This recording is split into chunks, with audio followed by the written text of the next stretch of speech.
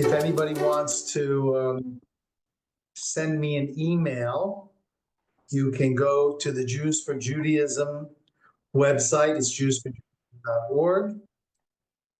You can send me an email through that, or just send it to info@jewsforjudaism.org. Okay, so we're going to start. I have now been 3 weeks in Eretz Yisrael, in the holy land of Israel. My wife and I made Aliyah 3 weeks ago. It's been a burning passion of ours to come and live here after being in California for the last, 45 or more years. And I started Jews for Judaism back in 1984. But I thought I'd start, since the program this evening is called Adventures of a Real Cult Buster, to give you a little bit of being a storyteller. So first of all, the picture behind me that I chose from my background, that's taken in Svat on a previous trip. And I just thought it was absolutely beautiful. And since the rainbow is a symbol of peace and God's prayer for the world to not have any more destruction, I'd like to just start and say a prayer for all the hostages who are still in captivity, and all the soldiers that are fighting, and everybody should be safe, and we should see a complete and speedy end to this horrible situation that confronts the Jewish nation. So my story actually begins, my adventure, this whole situation, started back when I was in college. Back in 1973, I was a sophomore at the University of Texas in Austin. And in addition to my studies, I was on the University of Texas judo team. I started with an interest in martial arts when I was about 12. In high school, I was on the wrestling team. And in college, I joined the judo team. And it happened once that there was a meeting of all the college athletes who would be invited to meet with 2 professional football players from the NFL. So I thought that would be a great opportunity. So I actually went to the meeting. I signed in at the door. There were several hundred people there. Most of them were 200-plus pound football players. There were tall basketball players, baseball players.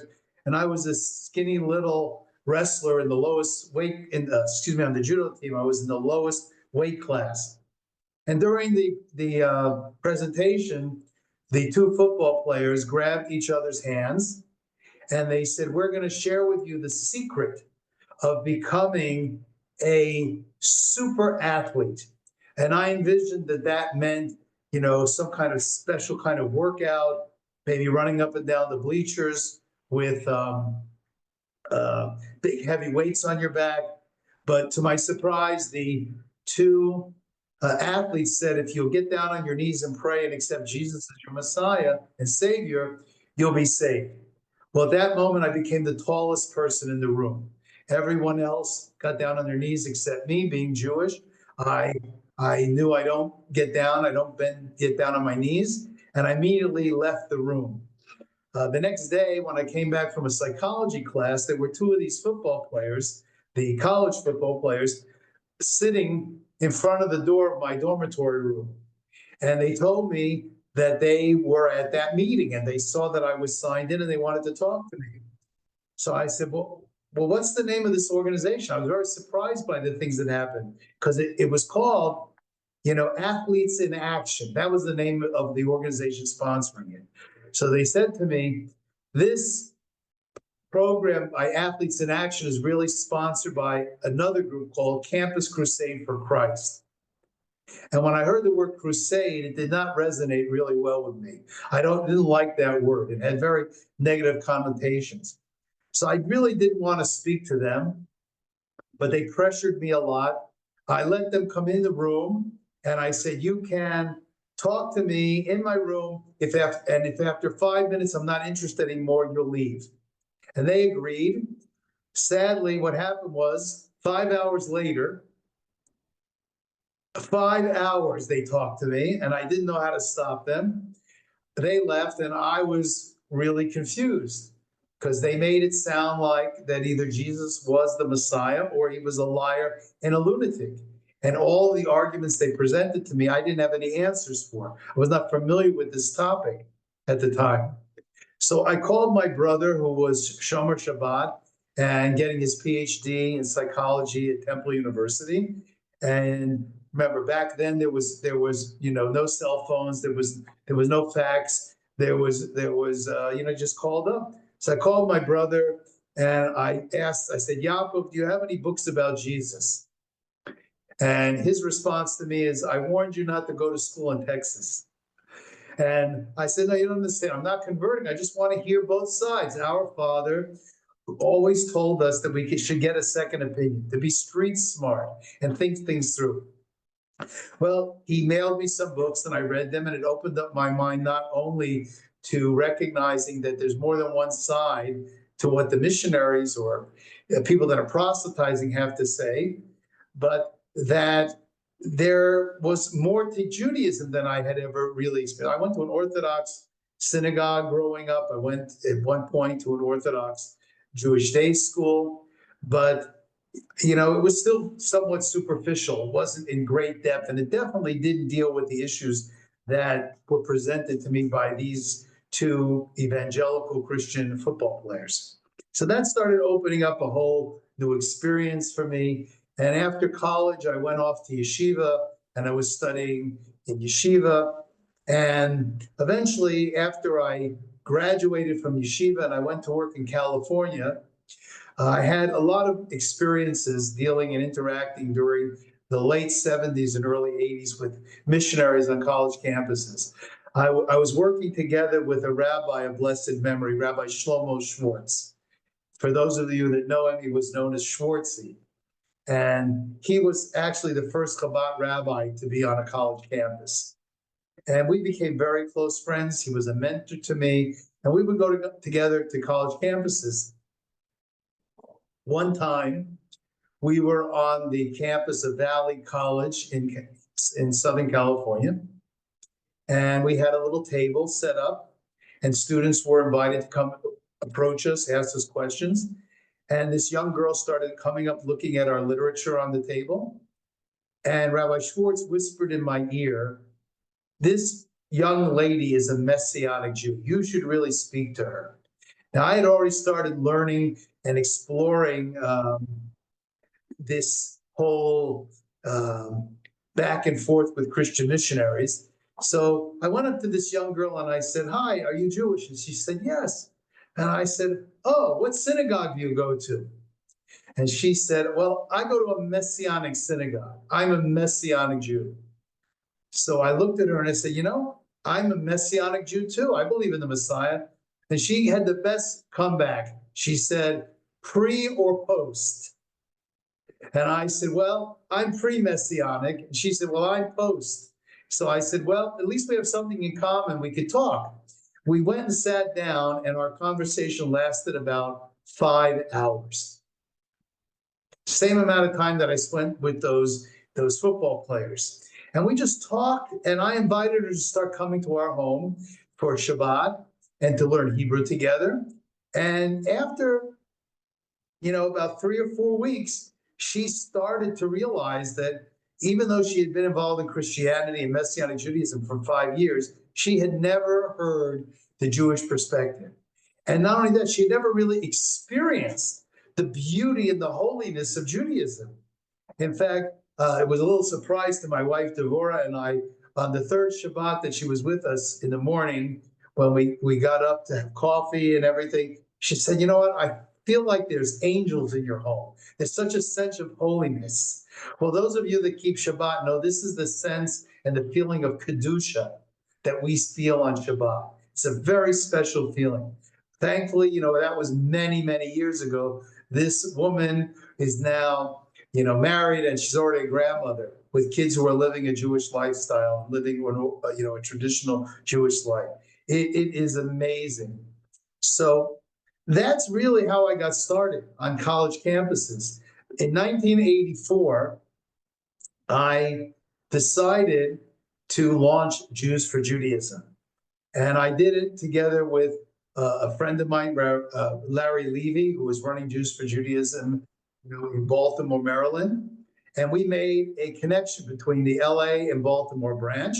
Eventually, we opened up other branches. Right now, the organization is primarily or only, it's here now with me in Jerusalem, in Israel. And with my son, Rabbi Zalman Kravitz, is running it in the United States, and Julia Sis and Rabbi Michael Skobak are running it in Toronto, Canada. And thankfully, over all the years, I think we've done a good job in preparing and offering educational materials and lectures and speakers and videos. I think now we're up to over 500 videos on our YouTube channel, and we get about 2 million hits every year. So I think that's a pretty good track record for a Jewish organization.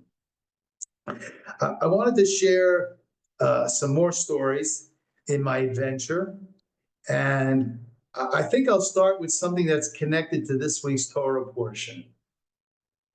In this week's portion, we see that Moshe transforms the Nile River into blood. And there's a symbolism to that. A river is generally cold. If anybody's gone swimming in a river, it's not warm like going into the Gulf of do I say Mexico or the Gulf of America? I'm not sure anymore.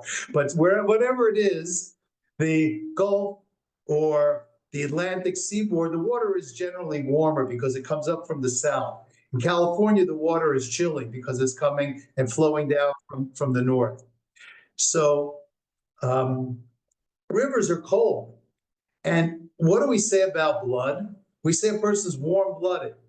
Blood is usually warm. And this symbolized this idea that the Nile, which the Egyptians worshipped as a god, really represented coldness and indifference. And blood represents enthusiasm, warmth, and excitement. And the Torah is telling us that the reason the first plague was that plague of blood is to teach us that the way to counteract the coldness that turns people off from spirituality is by showing the love and enthusiasm and the excitement. And I think that's what that young girl who came to our home experienced in our house and in the community. An excitement about Judaism, a warmth that she hadn't experienced before. So with that, I want to share a very beautiful story of the holy Baal Shem Tov. For those who have not heard of him, the Baal Shem Tov was the founder of the Hasidic movement. I'm very honored to be able to say that I'm a direct descendant of one of the Baal Shem Tov's first students. So it has a special meaning for me to be able to share this story. Once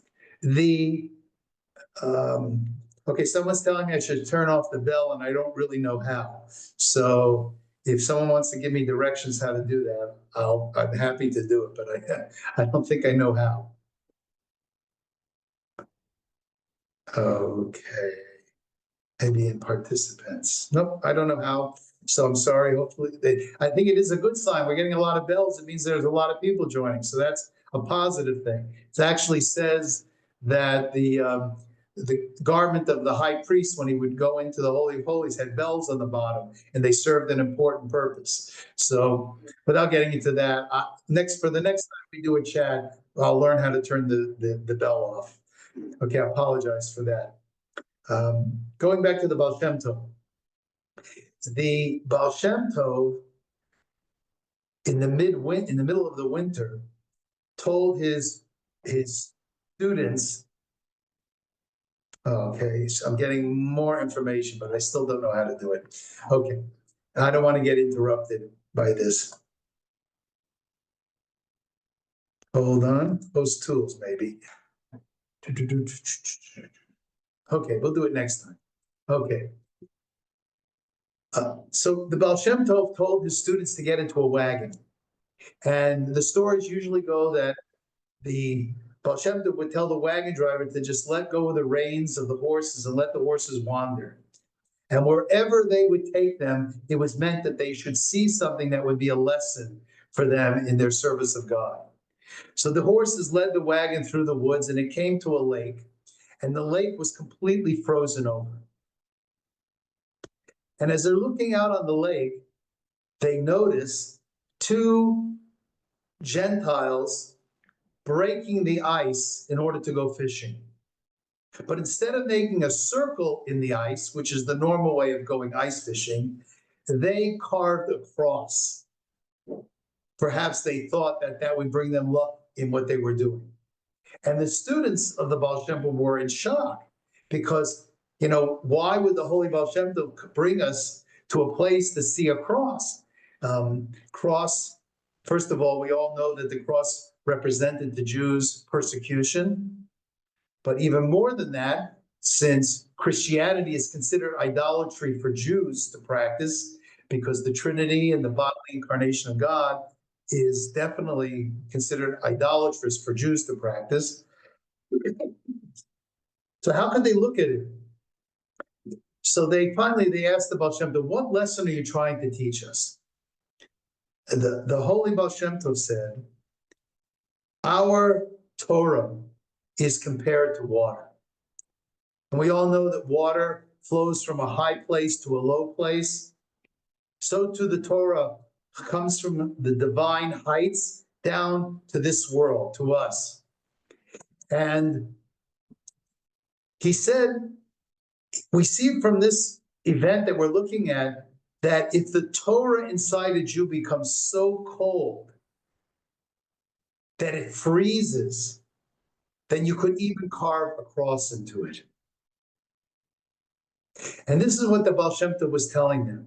When a person becomes cold to Judaism, you could even then carve a cross into it. So what's the solution? How do you save a person? By melting the water, by warming it up, giving them the passion and the excitement of Judaism.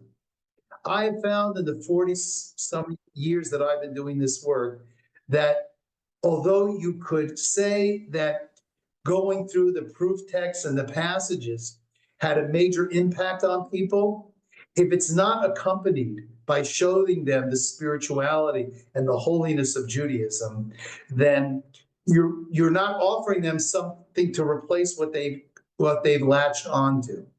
So we have to take the frozen Torah that's inside a person, that they're so cold to it or so foreign to it, and warm that up. So I always like telling that story because I think that's an important message, because anyone that is attending this Zoom class, it's because for some reason the topic interested you, or perhaps you have a friend or a family member that's been affected by a cult or a missionary group, or you have some interest in trying to help other people. The key is that we need to create kind of our own army of people who are knowledgeable about Judaism and a response to missionaries, so that it's not just one or two people that are reaching out or in contact with Jews who have been lost or been wandered from the fold, but all of us have more tools. Whatever tools you have are helpful. So I'll give you an example of that. When I in the early 80s, I received a call from a student at UCLA. Turns out he was a medical student going to UCLA. He originally went to college, undergraduate at Yeshiva University in New York. So he was walking through the campus at UCLA wearing a kippah on his head. And one time, a young undergraduate ran up to him and said, I saw your kippah. I recognize that you're an Orthodox Jew. I have a question that I have to ask. I have to find an answer to. So what was the story behind that? She was in an undergraduate class, and the teaching assistant, the TA, after class approached this young girl and said, I see by your last name that you're probably Jewish. And she said, I am. And he asked her, well, could you explain what Isaiah 53 is talking about? Now, obviously, he had his opinion of what Isaiah 53 meant. She had no clue. She had never heard of it before. She had never read anything from Isaiah. And when he showed it to her, she got confused, because for those of you that are or are not familiar with this, when Isaiah 53 is read out of context, it could be read to sound like an individual is suffering for the sins of the world. And obviously, that connotation makes it sound like it's Jesus dying for the sins of the world. And many, many people have become confused by that passage. In fact, when Mel Gibson made the movie about Jesus Christ, The Passion, I remember going with a friend of mine to see the movie because we wanted to see what is in it. The opening scene was actually a quote from Isaiah 53. And the quote was, he was wounded for our transgressions and bruised for our iniquities. And that was so important. They not only put it at the beginning of the movie, they offered jewelry that you could buy, promotional jewelry from the movie that had that quote on it. Because when you say he was wounded, for our sins, that's very powerful. So this student who went to Yeshiva University and was now going to become a doctor at UCLA, although he was Orthodox and he went to a school like that, he was also not familiar with Isaiah 53. So we went through it and I explained it to him in context, and I explained that in many places in the Tanakh and the Jewish Bible, the Jewish people are spoken of as a single unit. So it's not uncommon that it uses the singular in Isaiah. It says he. So what's most interesting is that this verse that the Christian Bible quotes and missionaries quote all the time, he was wounded for our sins, is mistranslated. And those of you that speak Hebrew, it's amazing. The Hebrew letter mem means from or because of. And in Hebrew it says, it's the letter mem. It doesn't mean for, it means from. He, whoever this is talking about. Even if you're today, it's talking about the Messiah rather than the Jewish people as a singular unit. The verse says he was wounded from our sins, not for our sins. And as I explained it, he was able to go to that undergraduate and help her so that she did not engage with the teaching assistant anymore. What's interesting, as a result of that movie, I received a call from another young girl, and at this time girl in high school, who was calling from Minnesota. And she was taken to see the movie by her friends in high school. And she also got confused by that verse. And I started to explain there's a difference between saying that someone suffered or was wounded for your sins versus from. And she couldn't grasp what's the difference. What's the difference between that? So I thought of something and I said, listen, you live in Minnesota. It gets really, really cold in Minnesota. It can get down with wind chill to 20 or 25 degrees below zero. So I asked her, how do you heat your home?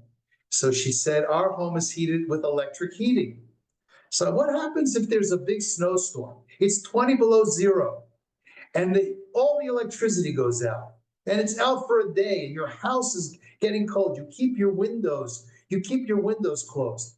What if some teenage kids decided to do a prank, and they took some rocks and they started breaking the windows in your house, and now all the cold wind air started blowing your house and now it's freezing cold. You are suffering as a result of what they did. Are you suffering for them or from or because of what they did? And she realized at that moment that there is a big difference to say that someone suffered for you versus as a result from you. And I explained to her that the context, if you read it from chapter 52, is that Isaiah is speaking about the events when Mashiach will come and redeem the Jewish people. The nations of the world will be the eyewitnesses to this redemption. And because they envisioned that the Jews were persecuted as a result of having been rejected by God, they're going to be in shock seeing the Jewish people redeemed. They can't believe it. The fact is, if you would go back, 100 years and be a fly on the wall inside a church, and the discussion would be, why have the Jews suffered so much? It would be very clear that their answer would be because they rejected Jesus. They're being punished by God for rejecting Jesus. Now that in the future, when the nations of the world see that the Jews are being redeemed, they're going to be in shock that it's not what they anticipated. So they're going to ask the question to themselves, so why did they suffer? They're not suffering because they were rejected. They're being saved by God. They suffered from our sins, from the sins of the nations of the world. So anyone that wants to learn more about Isaiah 53, we have articles, we have videos about it on our website. So those are another examples of stories of encounters and adventures that I've had. I want to go back and talk about how our approach to helping the Jewish community worldwide deal with challenges, whether they're challenges from missionaries, cults, or other issues. And I think the primary thing that we feel that is important is that not only young people, but everyone recognize that when you are posed with a question, something that you don't know, the most important thing to do is get a second opinion. When I was getting ready to go to college, I wanted to get a car. And I told my father, I saw an ad for, and this goes really back, it's aging me, a 64 Chevy Impala with an 8-cylinder engine. And that was a really cool car for me to get. And it was a great price. I think it was like $600 or $700 used back then. So my father said, listen, we've got to go look at the car, and we have to go and take it to a mechanic. But I said, Dad, if it runs and we drive it, why do we need to go to a mechanic? So my father said, you should always get a second opinion. So I realized as I matured that this is true for everything in life. If I go to a doctor and he says I need an operation on my leg, before I let the doctor amputate my leg, I should go get a second opinion. Someone comes to me and say, I've got a great piece of property in Las Vegas for you to buy. It's 20 acres and it's only $3,000. I should go get a second opinion. This is primary to making a good decision. Usually people get confused when they're presented with an argument and they don't have information and they don't know to go to get a second opinion. So with all the examples that I gave, whether it was a medical decision or buying a car or buying property, most of us have the skills to research these kind of things. So if someone has a disease and the doctors don't seem to have an answer, most people will search the internet, trying to see if there's maybe some discovery that was made that the doctor doesn't know about. They'll go and they'll ask business people about the property, to a mechanic, like I mentioned, and get a second opinion. Because we have the skills, but when it comes to the people, the examples that I gave, when it comes to going and researching the Bible, it's an area that they're not familiar with, so they're not equipped to do that. So if they don't have someone who's a more knowledgeable person or more of an expert to go to and get that second opinion, if they've never done that before, then they are left in a void only hearing the one opinion that the Christian or the cult leader is presenting to them. Now, I didn't make up this idea of getting a second opinion. It makes a lot of sense. It really is a very ancient concept. In fact, if you look in the writings of Shlomo HaMelech, of King David, of King Solomon, excuse me, in the book of Proverbs, Mishlei, chapter 18, verse 17, I think this is a great verse for the motto of Jews for Judaism. The verse, the paraphrase says, "The first to bring an argument sounds right until someone comes and challenges them." Of course, missionaries who approached me, the football players who were part of Campus Crusade for Christ, they were very knowledgeable about the Bible and the passages they wanted to present. The teaching assistant at UCLA was very knowledgeable about this. And the young girl and myself, we didn't have the knowledge. But what did Shlomo HaMelech say? Get a second opinion. Just because someone else sounds right doesn't mean that they are.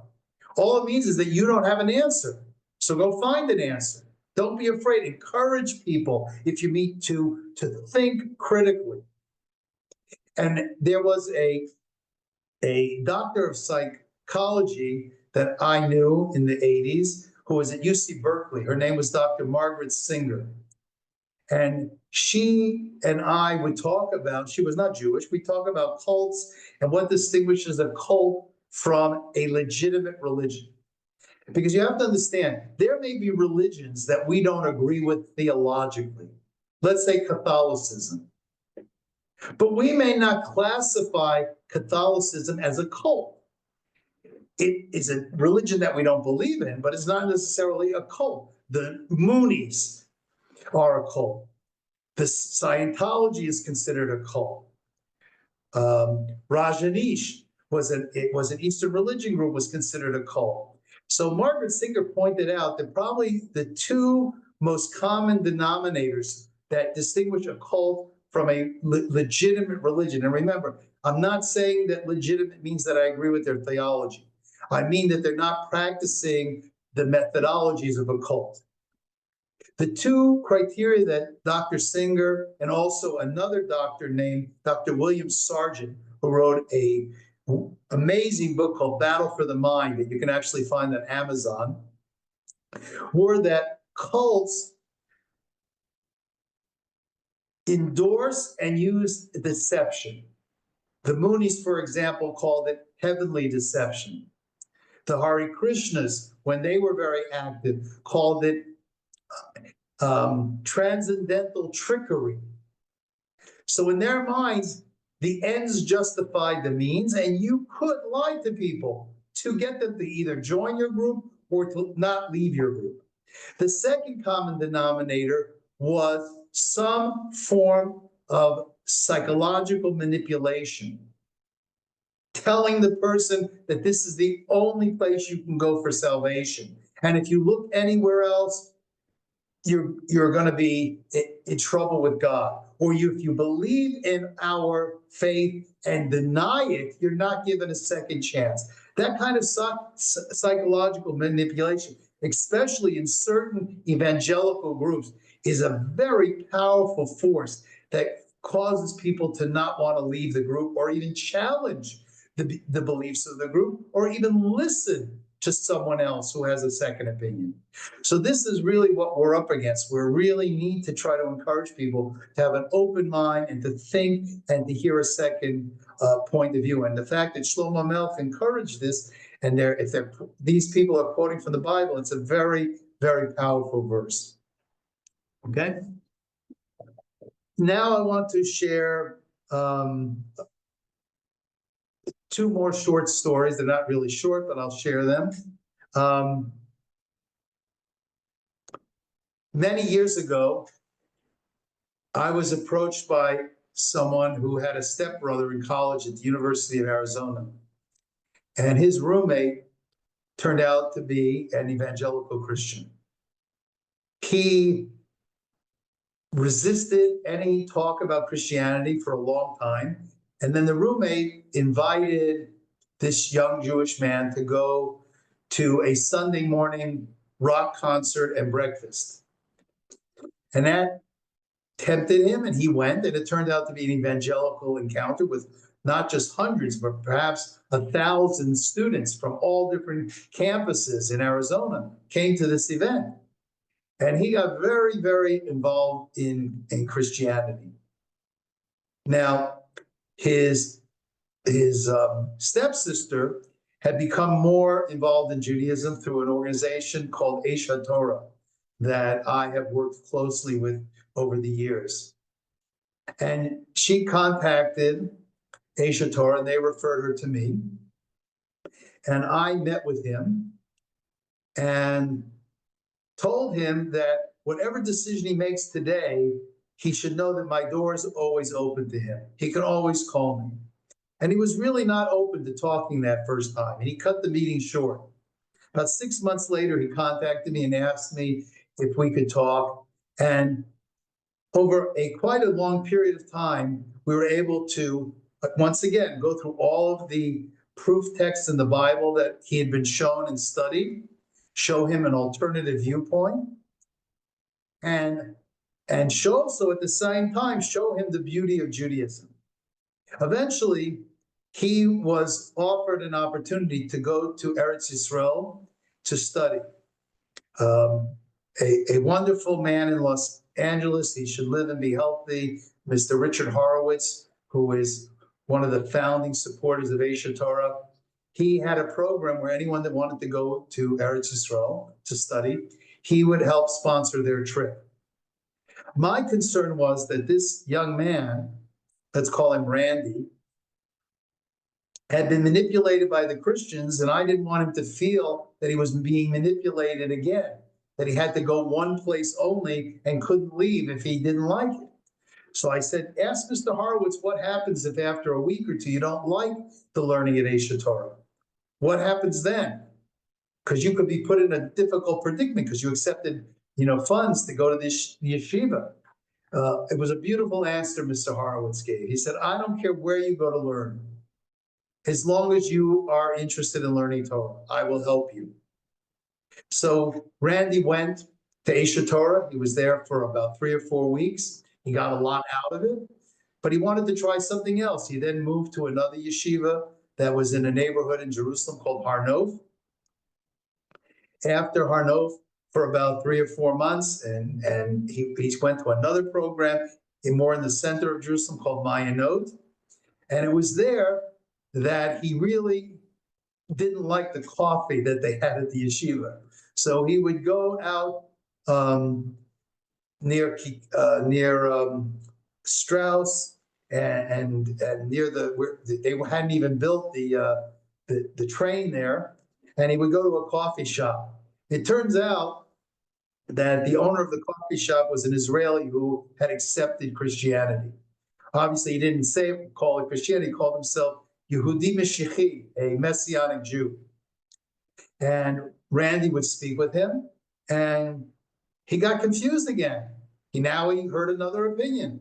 He heard the first group, he heard me, and now he's hearing them. So he called me up, and he says, I'm really confused.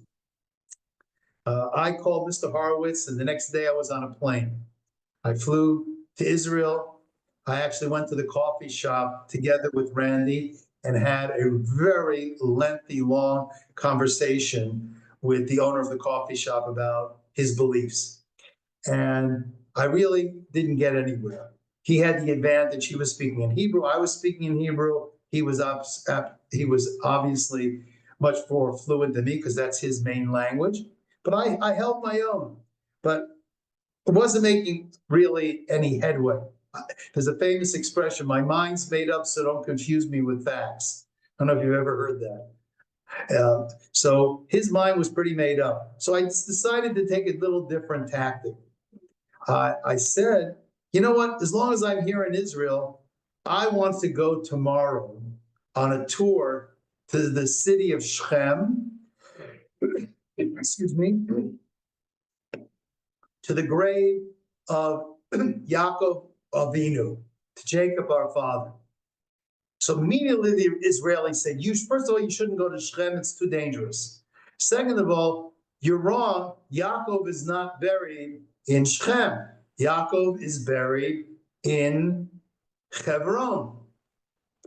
And I said, no, I think you're wrong. I think that Yaakov is really buried in Shechem. He says, you're absolutely wrong. And I said, wait a second. Can you open up? He had the New Testament, which he called the Brit Chadashah in Hebrew. He had it there. I said, open up to Acts chapter 7, verse 14. He opened it up and he read that they went and they took Jacob after he died and they buried him in Shechem. Well, this Israeli's mouth dropped. He had nothing that he could say. He was in shock because he knew, being an Israeli, that Yaakov is buried in Hebron, not in Shechem, but the New Testament says that. So I said, listen, I really knew that he's buried there, but I was trying to show you that you don't really know that there are contradictions in the New Testament from what it says there and what it says in our Holy Tanakh. And Randy, hearing that, started to laugh a little bit, and he realized that he needs to study a lot more and not just be influenced again by someone that comes along and is the first one to bring an argument. A similar thing happened to me where I did this kind of like bringing up a strange kind of question or statement in order to make a point. About 9 years ago, my wife and I, obviously now we live here in Jerusalem, that we were staying in an apartment near Ben Yehuda Mall. And at night, sometimes we go for a stroll. And we were walking through Ben Yehuda, and from a distance, I noticed two young Israeli girls in broken English speaking to what looked like an American man. And I said to my wife, I bet you anything that's a missionary. So we got closer and I stood behind him and I'm listening. And it was actually a missionary trying to preach the gospel. So he looked at me and he said, excuse me, are you a rabbi? And I said, yes. And he said, are you going to beat me up? And I said, why would you ask that if I'm going to beat you up? He says, well, they told me that when I come to Jerusalem, if I preach the gospel, the rabbis are going to beat me up. So I said, no, I'm not going to beat you up. In fact, and here's where I started doing my little, I guess you could call it little shtick to make a point. I said, you know what? I really think that you and I have a lot in common. And he said, really? What do we have in common? Well, I think God got a human woman pregnant and she had a child, and that child grew up to be God in a body with amazing powers. And this missionary was so excited that a rabbi would say this. He finally looked at me and he says, so Nu, he didn't say Nu, I'm saying Nu. He said, so what was his name? What was his name? He thought I'm going to say Jesus. He said, what's his name? I said, Hercules. And his mouth dropped. And I said, Hercules, his father was God, his mother was human, and he was a God in a body. So then the missionary looked and he said, yeah, but that's a Greek myth. So I said, yeah, what language was the New Testament written in? Greek. So he was shut down. He didn't know what to say. I made my point. And again, my point was that sometimes that you can't just argue intellectually over every single point because there's a barricade that's put up and you can't break through it.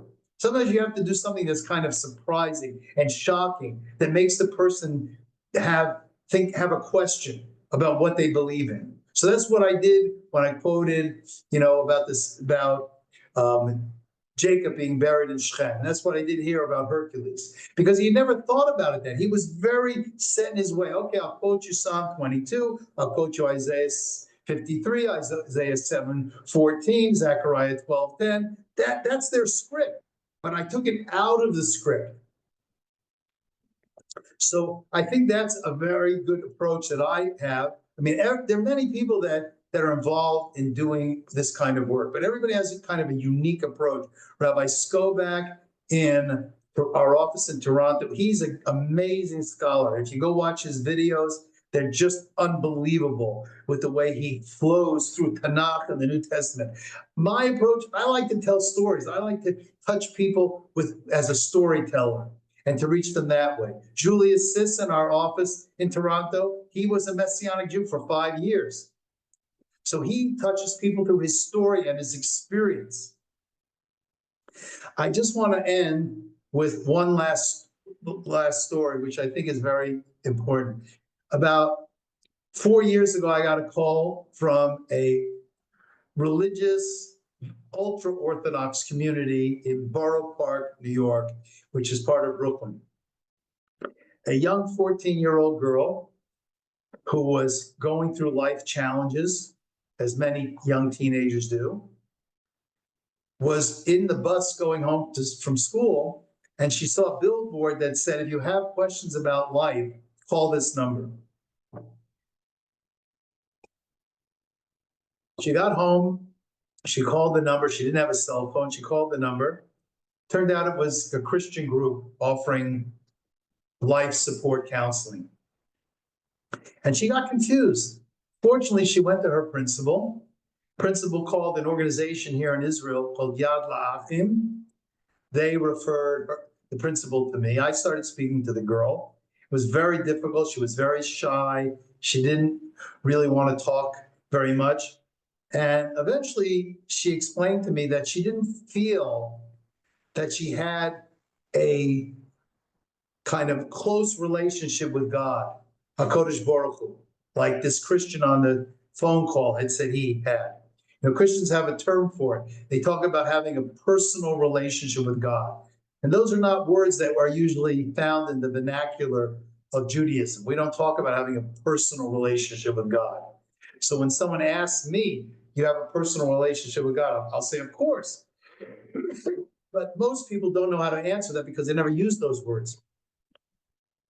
So I started speaking with this girl about divine providence, that things that happen are not mere coincidence. And this has been a belief of Judaism, even from the time when Yosef told his brothers, don't think that this whole thing occurred, my coming down to Egypt and your coming down here just happened, by accident. God had a plan. That's probably the first case of real divine providence mentioned in the Bible. But the Baal Shem Tov spoke about it and said everything that we see is divine providence.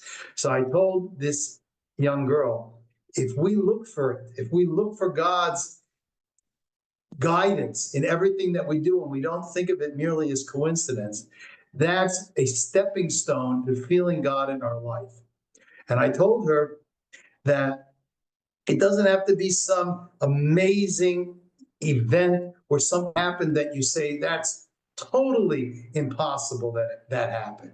You're talking about a certain person that you haven't seen for 30 years. You're talking about a friend, and all of a sudden that person calls up. You say, wow, that's amazing. It doesn't have to be that spectacular.